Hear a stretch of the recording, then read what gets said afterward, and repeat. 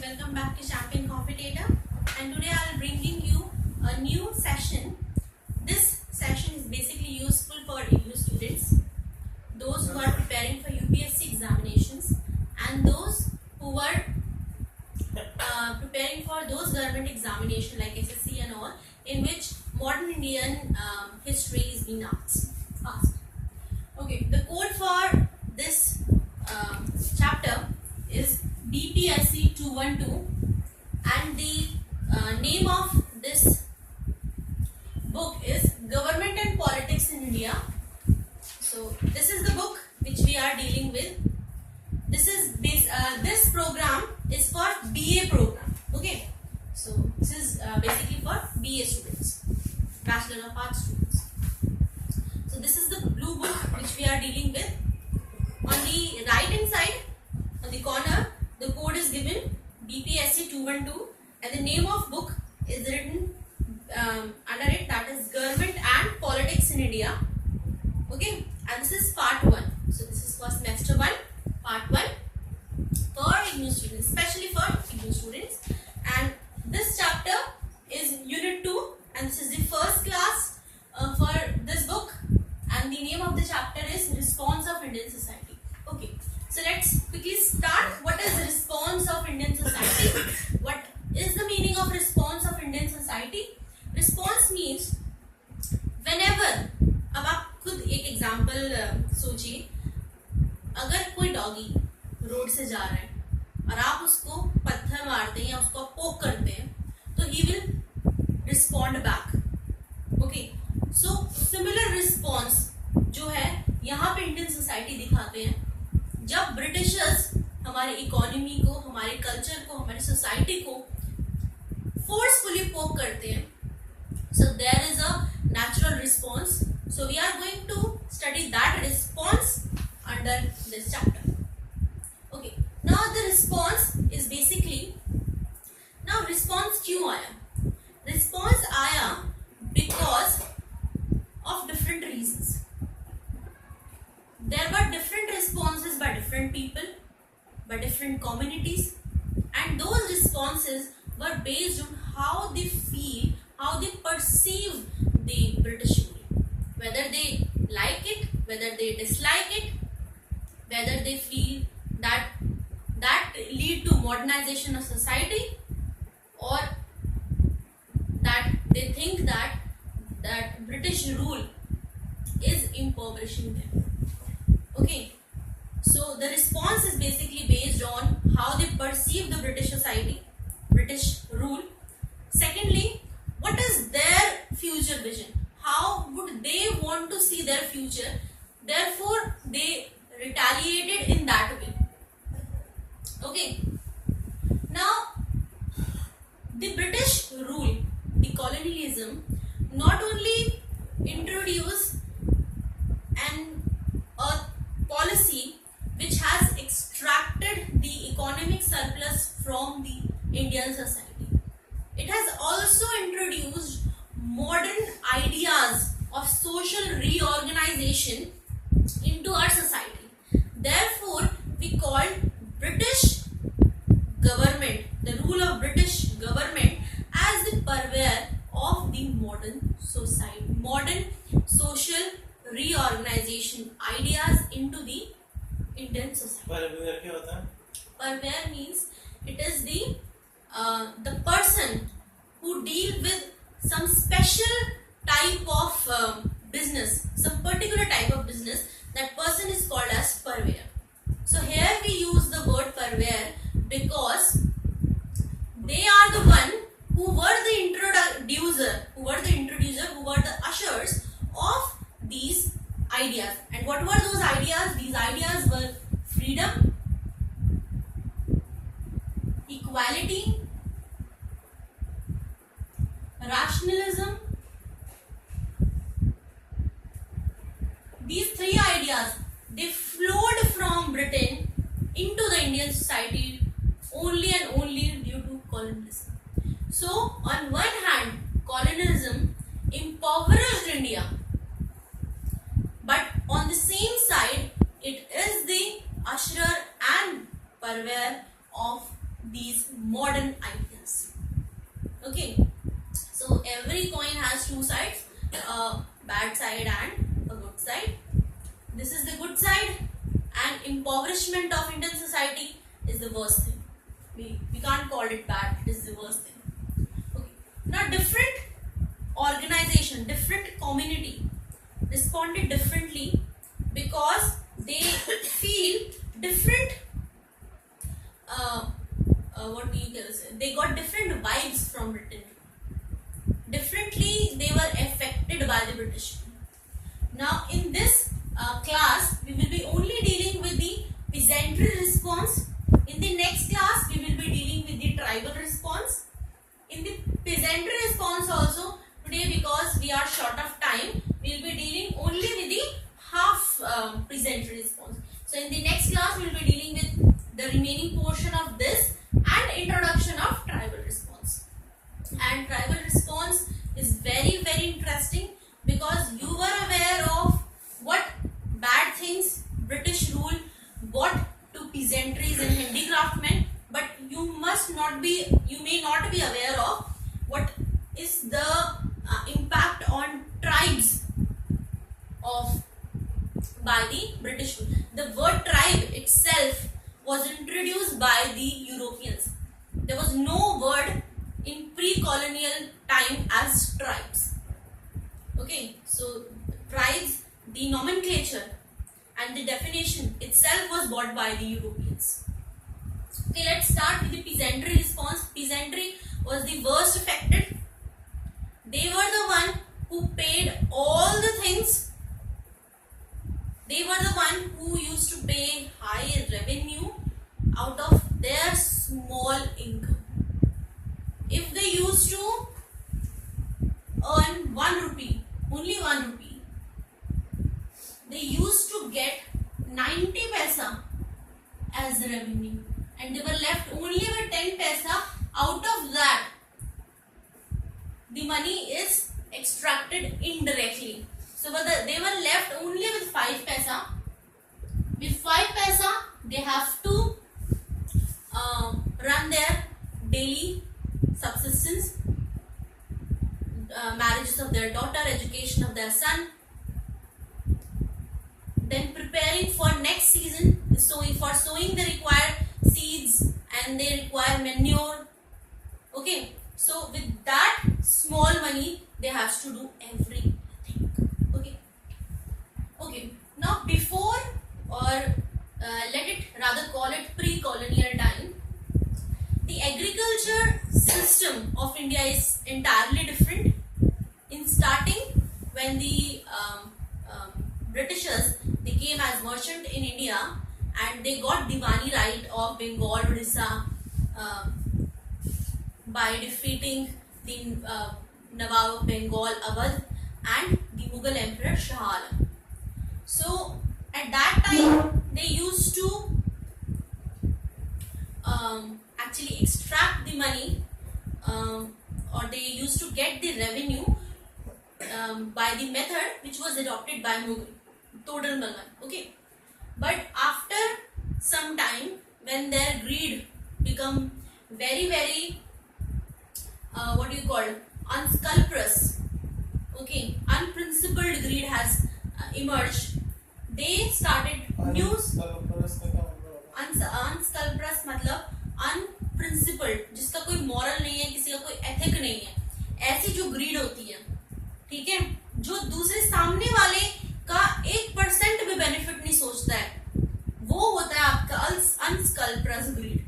ठीक है, तो permanent settlement system and the Raitwari system were the two. Actually there were three. There were Maharwari system also, but we will be talking about these three in details when we talk about the agriculture system as a whole.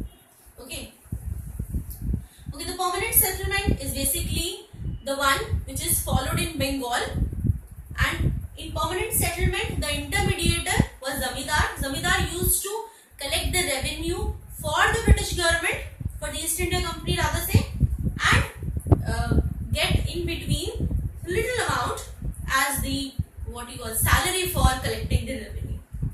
when in the Rayatwari system the zamindar is basically removed. Okay, this is the system which is adopted in Bombay province, and in Rayatwari system the huge taxes were asked directly from the peasant. Okay, directly peasant से ही जो आपका British government था और east India company जो था वो directly ryot से, ryot means the farmer. Okay, so therefore this is called ryotwari system. Farmer के साथ direct one on one contact है, देयरफॉर इसको बोल रहे हैं ryotwari system. Okay, revenue extra, अगर परमानेंट सेटलमेंट और रायतवारी सिस्टम में जो आपका रेवेन्यू बनता है एक फार्मर का, वो रेवेन्यू अगर वो टाइम पर नहीं सबमिट करवाता because of any reason, then they use to adopt very cruel way to extract or to get the revenue. Okay, so the revenue extraction method are very vegans. That means they are very cruel.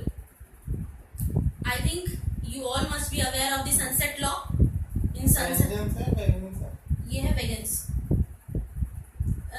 जो भी आपका spelling है, but it is pronounced vegans. Okay. I think you must be aware of sunset rule. In sunset rule, it was that कि let's say the zamindar has to give British government $200 for the revenue which he has collected from his small village. Okay, and he has to submit this $200 to the British collector or whomsoever the authority is, he has been he is responsible. If by sunset he is not able to give this $200, then his zamindari is cancelled, and then that village is basically उसकी नीलामी कर देते. ठीक है, it put on that village is put on auction to new zamindars. तो जमींदार को भी कोई इसमें आपको बेनिफिट जो था थोड़ा बहुत रेवेन्यू का होता था, बट इतना कोई नहीं होता था. उसके साथ भी वो हार्ड मेथड. अब सोचिए, जमींदार which who is the collector, actually this is the person which East India Company has appointed, उसके साथ इतना क्रूअल मेथड यूज करते थे. तो आप खुद सोचिए कि जो पीजेंट्स हैं उनके साथ वो कितना क्रूअलिटी करते होंगे. Okay,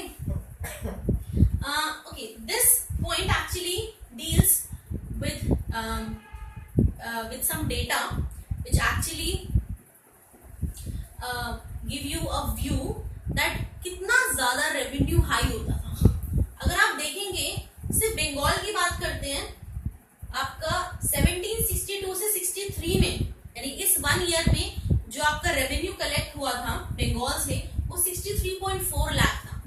and with in 2 year that amount doubles itself, it became 147 lakh. तो आप सोच सकते हैं 2 साल के अंदर कोई चीज डबल हो रहा है रेवेन्यू कलेक्ट. कितना ज्यादा रेवेन्यू कलेक्ट करते थे ये पीजेंट से, that actually broke the backbone of peasant totally. Okay, आपके आरसी दत्त आपके ब्रिटिश टाइम के और यू कैन से आपके कॉलोनियल टाइम के बहुत बड़े economist. He used to study on the economic drain which was done by the Britishers from the India, and that was sent to the metropolitan. So R.C. Dutt, he estimated that, okay, now this figure is for entire country and this is only for Bengal, so don't get confused. R.C. Dutt, he estimated that in 65 to 66, in this 1 year time, the revenue collected from the, and this revenue, this figure is only and only from the revenue which is collected from the peasants, not by any other person. 2.26 crore, and within a span of you can say 3 years, it turned out 3.7 crore. So almost 1 crore more they were getting within 3 years. So आप लगा सकते हैं कि ये जो permanent settlement और ryotwari system थे कितने ज्यादा एक्सप्लॉइटेटिव सिस्टम थे, जो हमारे राइट्स को पूरी तरीके से डिस्ट्रॉय कर देते थे. ओके, इवन फेमाइन टाइम में भी हाई टैक्सेशन उनको देना ही होता था, और ये हाई टैक्सेशन अगर वो नहीं दे पाते थे, then the zamindar used to beat them, the collector used to beat them, और इस वजह से they are forced to get entrapped in the chain of money lender. Money lender की जो उसकी जो साइकिल थी उसके अंदर वो एंट्रैप हो जाते, मनी लेंडर से वो पैसा लेते थे. Otherwise they have to sell the land. Therefore, it was said that in British time, agriculture has turned out as a commodity, which was treated with so much of feelings, with so much of you can say emotions were attached with the land. That land became a commodity for the people, and they were forced for that. They don't want to sell their land. Okay, because of these two systems, the farmer became a tenant, because zamindar was considered as the owner of the land. But that was not the thing. That was in Europe. In Europe, the zamindar was the owner of the land, whereas in India, the farmer was the owner. But they didn't recognize the difference, and they give entire village land to the zamindar. They treated that zamindar is the owner, and a farmer which was the owner of that land became a tenant. वो अपनी ही जमीन पर एक किराएदार की तरह उगाने लग जाता है फसल. ठीक है. ओके, द ओल्ड जमींदार जो थे, मैंने आपको बताया जो सनसेट रूल था आपका. Let me right over here. Okay, sunset rule है आपका. और भी बहुत सारे रीजंस की वजह से जो जमींदार था, दे वर बिकॉज रायतवाड़ी सिस्टम में तो जमींदार को पूरी तरीके से रिमूव कर दिया जाता है. इस वजह से जो जमींदार हैं, these were the person who first rebelled against the British. वो पहले थे जिन्होंने आपका उसके अगेंस्ट रिपील करने की कोशिश करी. दूसरे लोग जो थे, जो इस पीजेंट्री में जो एक्सप्लॉयटेटिव बेस थे उससे अफेक्ट हुए थे, वो person they which were dependent on the state patronage. कौन पर्सन है जिनको स्टेट पैट्रोनेज करता है? आपके स्कॉलर्स, आपके आर्टिस्ट, आपके फकीर्स, आपके टेम्पल्स, प्रीस्ट, इन सबको स्टेट पैट्रोनेज करता है. ये दान दक्षिणा जो होता है, इसके ऊपर इनका घर चलता था, इनकी रोजी रोटी चलती थी. लेकिन अब बिकॉज पीजेंट्स हैं, मीन्स जो लोकल पर्सन है, लोकल पीपल, वो इस हालत में है ही नहीं कि वो मंदिर में जाकर या किसी फकीर को दान दक्षिणा दे सके. राजा महाराजा जो स्टेट पैट्रोनेज दिया करते, बिकॉज राजा महाराजा खुद पेंशन्स पर जीते हैं, they were not giving patronage to anyone. Therefore these were also the people who retaliated first. Okay, so this is whole about the peasant, what was the exploitation done on peasants. The response part we will be dealing in the next slide. Okay, thank you for watching the